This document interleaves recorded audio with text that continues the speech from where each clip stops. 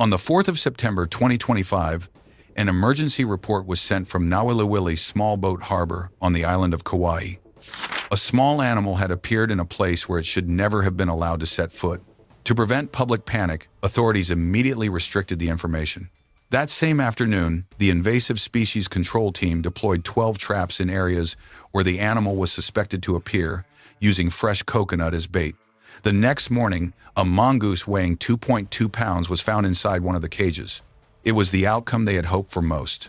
Other mongooses had previously been captured at Nauwiliwili Harbor and in the cargo area of Lihue Airport. In 2023, a pregnant female was also caught in the same area while aggressively chasing a chicken. A total of 43 traps were placed throughout the site. Although the animal was eventually captured, authorities still moved quickly to build a barrier designed to keep mongooses out at a construction cost of $1.7 million. However, other parts of Hawaii were not so fortunate. This is the story of a solution humans introduced to solve one problem, only for it to create two major crises that have lasted for more than 140 years. To understand why a single mongoose could put an entire island on alert, you need to understand that, unlike many invasive species that cause only indirect damage, mongooses are classified by the state as an invasive species that directly affects humans. First, they carry leptospira bacteria, which can spread through their urine and contaminate soil, ponds, streams, and nearshore waters, posing a direct threat to the health of local residents and tourists. If you think this is only a warning, remember what happened in Puerto Rico. A 54-year-old man was bitten by a mongoose while tending a chicken coop, but did not receive preventive treatment. Nearly 2 months later, he developed a fever, difficulty swallowing, numbness in his hands, and chest tightness before dying from rabies. Health officials later had to investigate 76 people who had come into contact with him. In Puerto Rico, mongooses are also responsible for 75% of all rabies cases. In Hawaii, many people raise poultry for food, while others operate larger farms for commercial sale. Mongooses dig their way into enclosures like thieves, eating eggs and killing chicks.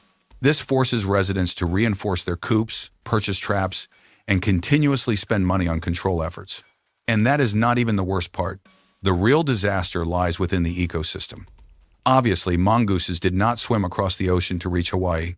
Humans brought them there. After Jamaica imported 9 mongooses from India to control rats destroying sugarcane fields, and the effort was praised as a success, Hawaii copied the same model.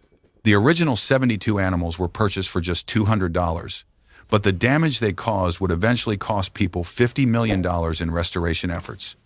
The experiment was not entirely successful. Mongooses considered rats acceptable food, much like you might consider walnuts or parsnips acceptable food. But mongooses also prefer lizards, crabs, toads, frogs, birds and bird eggs, fish, spiders, and almost anything else they can catch with their small, aggressive mouths. They are also known to take down animals many times their own size, including snakes, but snakes were never the problem in Hawaii. Worst of all was the impact on the nene. The population of this endemic goose declined by 99.98% because of mongooses. The a'o and many other ground-nesting bird species came under similar pressure.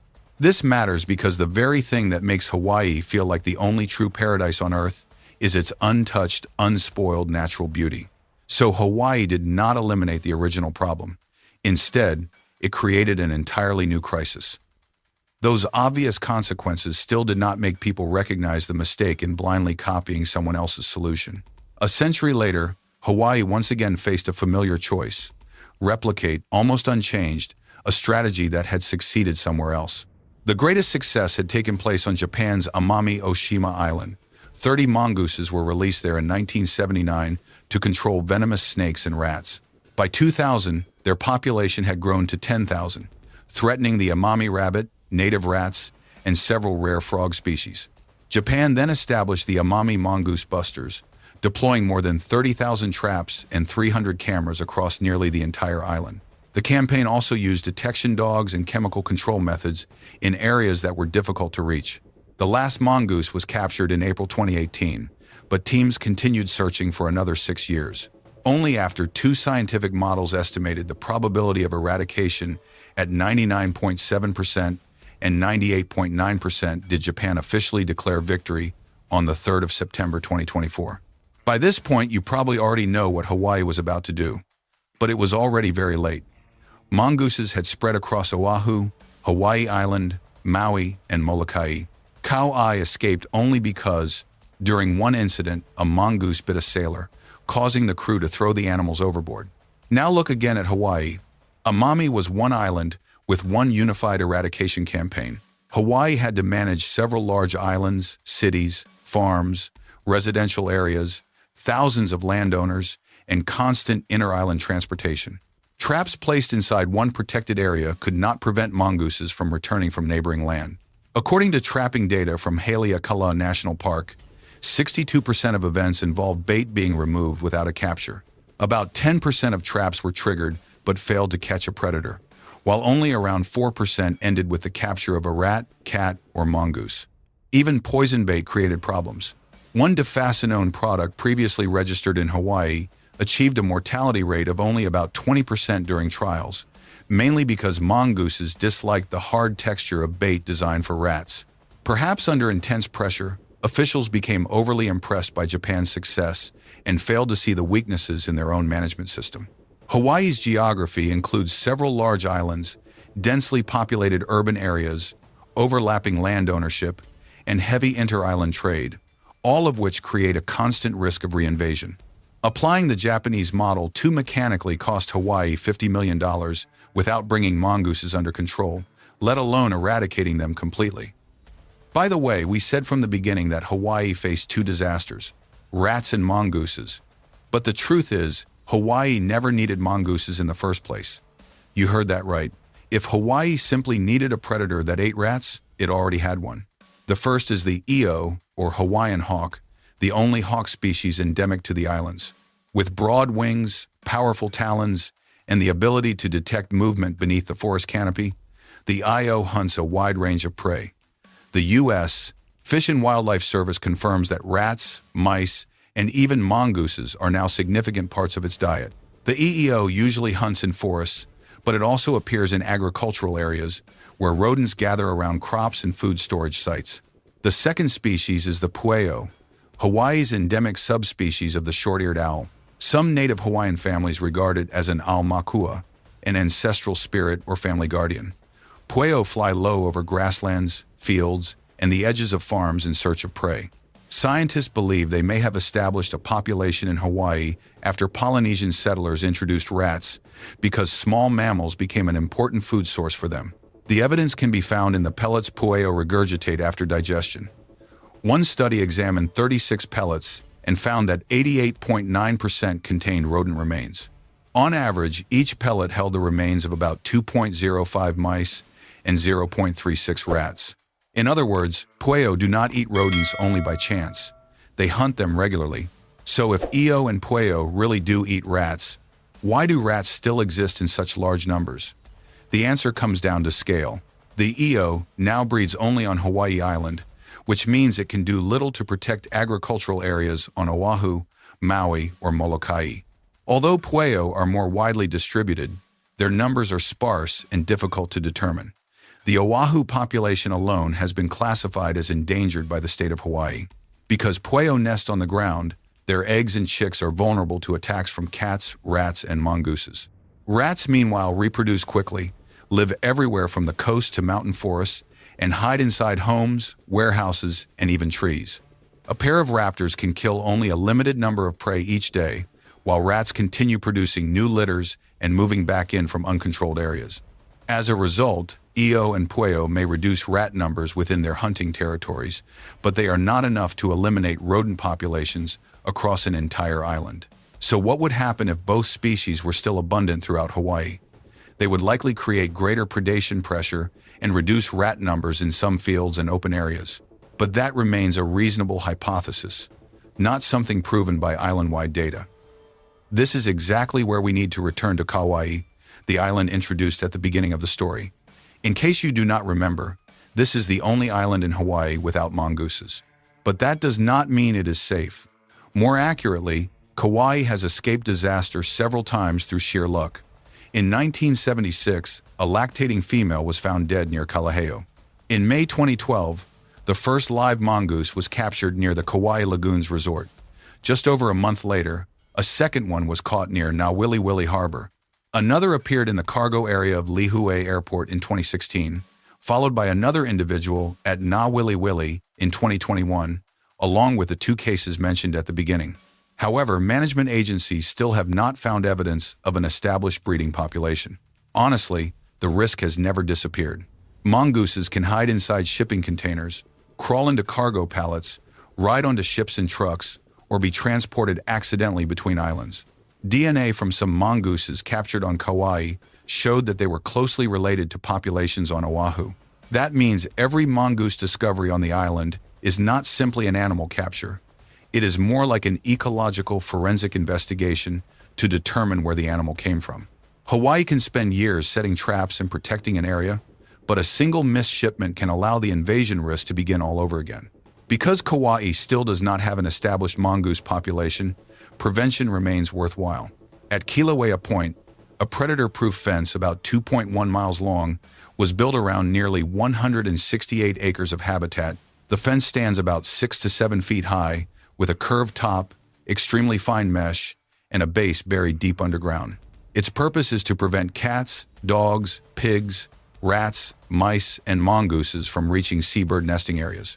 This is not a solution for the entire island, but it is a way to keep the most important areas safe. Although Hawaii has not yet been able to eliminate mongooses from an entire large island, conservationists at Kaena Point on the western tip of Oahu have demonstrated what can happen when invasive predators truly disappear from a protected area. In 2011, a predator-proof fence was completed around roughly 20 hectares, about 49 acres of habitat. The remaining mongooses, feral cats, black rats, and mice inside the enclosure were then removed one by one, turning the site into a safe haven surrounded by an island still inhabited by invasive predators. The ecosystem responded remarkably quickly. The nesting success of the wedge-tailed shearwater increased from about 21% during the 3 years before the fence was built to roughly 50% afterward. The average number of chicks fledged rose from about 614 to 2,359, an increase of 284%. The number of breeding pairs attempting to nest also grew by approximately 45%. By 2012, researchers recorded around 3,274 chicks, compared with just 11 in 1994. The recovery has continued for years. Surveys conducted during the 2024-2025 breeding season estimated about 16,394 wedge-tailed shearwater nests inside the fenced area, with a nesting success rate of approximately 47%. When invasive mammalian predators can no longer reach their nests, seabirds are able to return, breed more successfully, and gradually restore a coastal ecosystem that had once fallen almost completely silent. But Oahu, Maui, and Hawaii Islands still remain, and completely eliminating mongooses from them is not yet realistically possible. Conservationists have therefore been forced to shrink the battlefield by building fences around the most important breeding areas. These fences use fine mesh, with the base buried underground and the top curved outward to prevent animals from digging beneath, squeezing through, or climbing over. Entry gates must be carefully controlled, while cameras and traps are placed along the perimeter to detect any sign of intrusion. Once the fence is completed, workers must continue removing every rat, cat, and mongoose still trapped inside. A project like this can cost around $4.2 million, but the result is a series of predator-free islands located within an island that has already been invaded. However, a fence is not something that can be built once and then forgotten. A fallen tree can become a bridge for animals to climb across. Heavy rain can erode the soil beneath the fence. A single gate left open can undo years of protection. And if even one mongoose gets inside, it can eat large numbers of eggs before the cameras detect it. Hawaii, therefore, needs a trap that never sleeps. Drawing on New Zealand's experience controlling invasive predators, the company Good Nature developed the A18 trap specifically for mongooses. The device uses a CO2 canister, automatically resets after each activation, and can kill multiple animals before workers need to return for maintenance. It does not use poison and delivers more force than the A24 rat trap, making it powerful enough to handle even large male mongooses. During a trial at Kauaʻi Marsh, 44A 18 traps were deployed using sardines and fish oil-soaked cat food as bait. Within a short period, 14 mongooses were recorded as removed, while the percentage of tracking tunnels showing footprints fell from about 58% to just 8%. The results made the device look like the solution Hawaii had been waiting for decades. But the same machine produced a completely different result at Hamakua Marsh. After nearly 3,000 trap nights, the A-18 caught only 4 mongooses. Mongoose density may have been lower, the traps may have been placed away from their main travel routes, rain may have washed away the bait scent, or natural food sources may have reduced their need to enter the device. The remaining animals may also have become more cautious. The A-18 is powerful enough to kill a mongoose, but no machine can force every mongoose to enter a trap. And that is the gap between an impressive trial and a campaign capable of solving the problem across an entire island.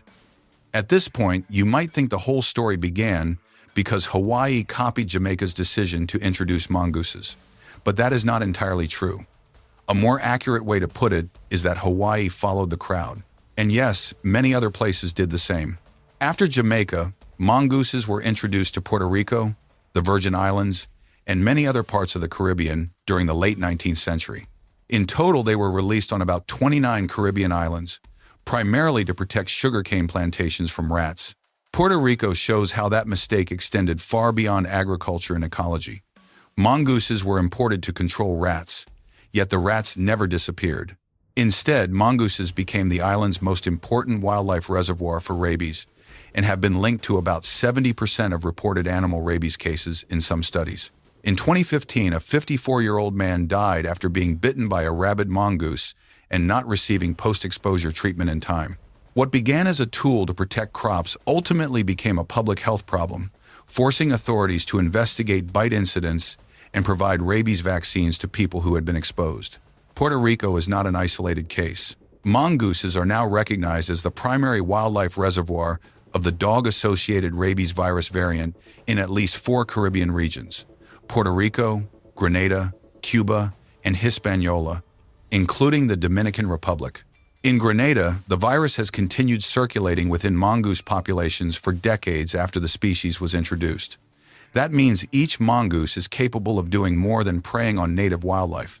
It can also carry disease across the boundaries between forests, farms, livestock, and people. The same pattern has appeared even farther away, in Fiji, Mauritius, the Comoros, and several Pacific islands. Mongooses were introduced to deal with rats or snakes, only to become a new invasive species themselves. Management programs were then forced to rely on traps, poison bait, predator-proof fences, and long-term monitoring to reduce the damage caused by the very solution that had originally been expected to save time and effort. Do you notice the pattern? Every case began with a real problem: rats destroying crops, venomous snakes, or economic losses.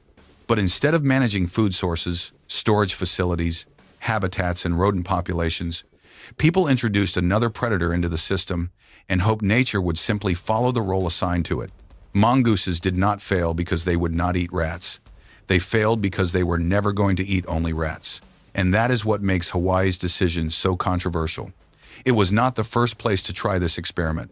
Early warnings may have been incomplete, but the trade and transport of mongooses had already been taking place long enough to show that they could never be controlled like an agricultural tool. Even so, Hawaii chose to import them for the promise of short-term economic benefits. The result is that the rats are still there, the mongooses are still there, and the people of Hawaii continue paying the price to control both. In conclusion, the story of mongooses in Hawaii is not just the story of an invasive species. It is the story of how a short-term economic decision can create consequences that last for generations. They were introduced to reduce rat populations, but the rats are still there. Native birds have been preyed upon, residents have had to pay for control efforts, and conservationists have been forced to build fences, set traps, and protect one small breeding area at a time.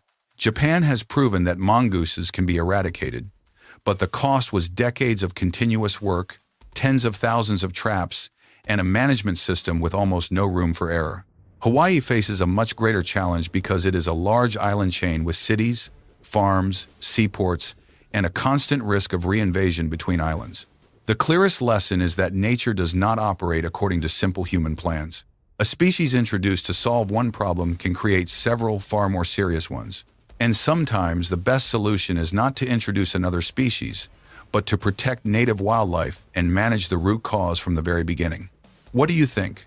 Should Hawaii continue pursuing the complete eradication of mongooses, or should it focus only on protecting the most important areas? Share your thoughts in the comments, and subscribe to the channel to keep exploring stories about how one small decision changed an entire ecosystem.